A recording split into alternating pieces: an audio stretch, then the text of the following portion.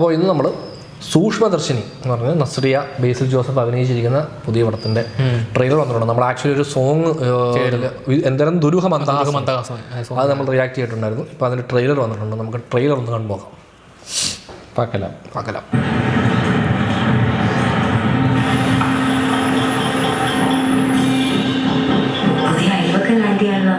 നിന്നെ കൂട്ടാണെങ്കിൽ സൂപ്പർ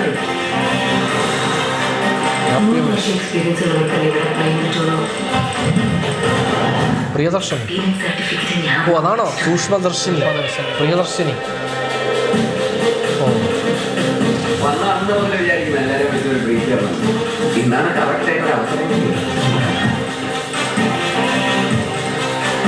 കാലത്തെന്തിനെ തല്ലിക്കൊണ്ട് കൊണ്ടുപോകുന്നുണ്ടായിരുന്നു.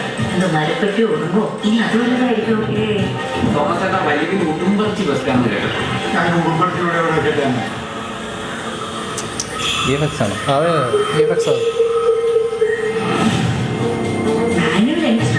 അവന്റെ പൊട്ടേഷൻ ഞാൻ അന്നേ തിരിച്ചറിഞ്ഞതാ. ഞാൻ പഠിപ്പിച്ചോണ്ട് പറയല്ല, ഇത്രയും നല്ല ചെറുപ്പക്കാർ ചിരിയിൽ തന്നെ കുട്ടിത്തോണ്ട്.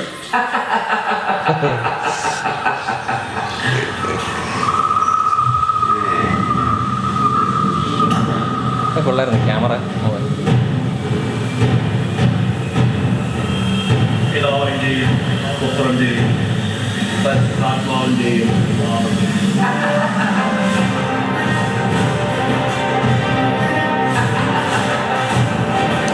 നെയ്ബേഴ്സ് ആണ്.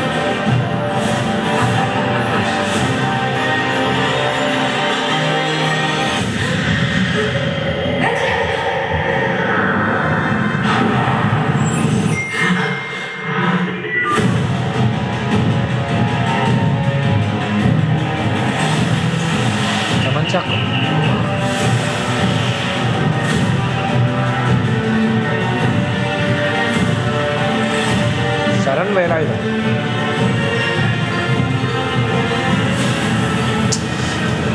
ഓ സമീർ താഹിർ ഒക്കെ ഉണ്ടല്ലോ. പ്രൊഡ്യൂസർ ഷജീർ ഖാലി. നിനക്കിപ്പോഴും ഞാൻ പറഞ്ഞ വിശ്വാസമായിട്ടില്ലല്ലോ.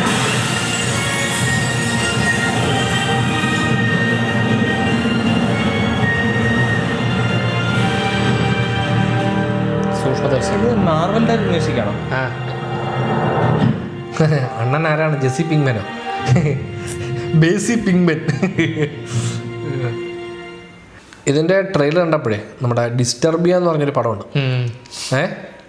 ആ സിനിമയുടെ ഒരു ഐഡിയ പോലെ, അതായത് അയൽവാസി, അതായത് നമ്മുടെ അയൽവാസി എന്തോ ഒരു ക്രൈം ചെയ്തിട്ടുണ്ടെന്നുള്ള ഒരു തോന്നല.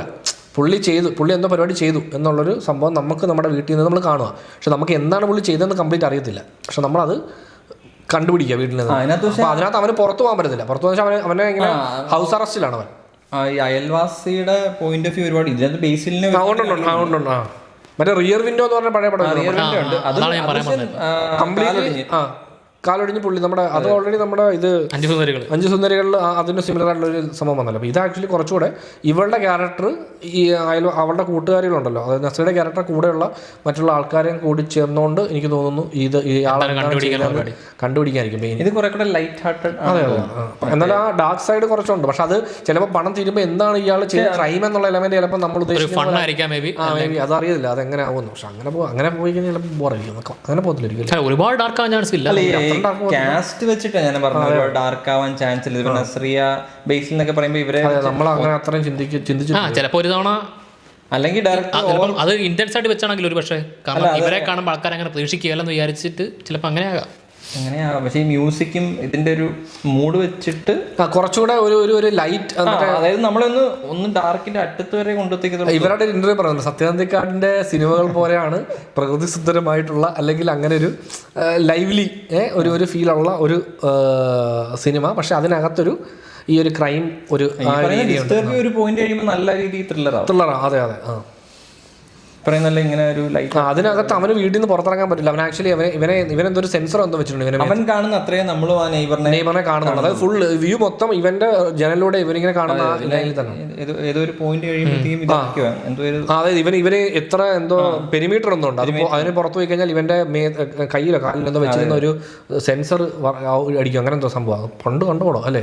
ഭയങ്കര രസമായിരുന്നു അന്ന് സിനിമ. എനിക്ക് തോന്നുന്ന സിനിമയുടെ ട്രെയിലർ കണ്ടു നോക്കിയാലും ആ ലൈനിൽ 1-2 പടമുണ്ട് ഞാൻ ആ സമയത്ത് കണ്ടിട്ടുണ്ട്. ഡിസ്റ്റർബിയ അതിനകത്ത് ഡിസ്റ്റർബിയ ആക്ച്വലി ആ പടം റീമേക്ക് ആയിരുന്നു കുറച്ചുകൂടെ പഴയ പടത്തിന്റെ. മീൻസ് എനിക്ക് തോന്നുന്നു ഡിസ്റ്റർബിയ തന്നെ ഈ റിയർ വിൻഡോയുടെ ഒരു ചെറിയൊരു റിപ്പ് ഓഫ് പോലെ തോന്നത്തില്ല. അത് കണ്ടിട്ട് നമുക്കൊരു ഇൻസ്പിറേഷനിൽ നമ്മൾ കംപ്ലീറ്റ്ലി വേറെ പടം എടുക്കുന്ന ഒരു ഫീലാണ് ഡിസ്റ്റർബിയ. അതായത് നമുക്കൊരു തടസ്സം ഉണ്ടാകുന്നു. അപ്പോൾ അവിടെ ഇരുന്ന് നമുക്ക് കാണുന്നത് നമ്മൾ ഉണ്ടാക്കിയെടുക്കുന്ന കുറേ ആ ലൈൻ വെച്ചിട്ടുള്ള പല പടങ്ങളാണ്. അപ്പോൾ ഇത് അതിൻ്റെ വേറൊരു ടോണാണ്. രസമുണ്ട്. അതെ, അതിന് കുറച്ചുകൂടെ ഭയങ്കരമായിട്ട് മലയാളീകരിച്ചിട്ടുള്ള നമുക്കിവിടെ കണക്റ്റഡ് ആണ്. നമുക്കെല്ലാം കണക്റ്റ് ആകുന്ന പോലെ. അത് നമുക്കറിയാം. നമ്മുടെ അയൽവാസിയെ പറ്റി നമുക്ക് എത്രത്തോളം അറിയാവുന്നൊരു ചോദ്യം അവർ ചോദിക്കുന്നുണ്ടല്ലോ.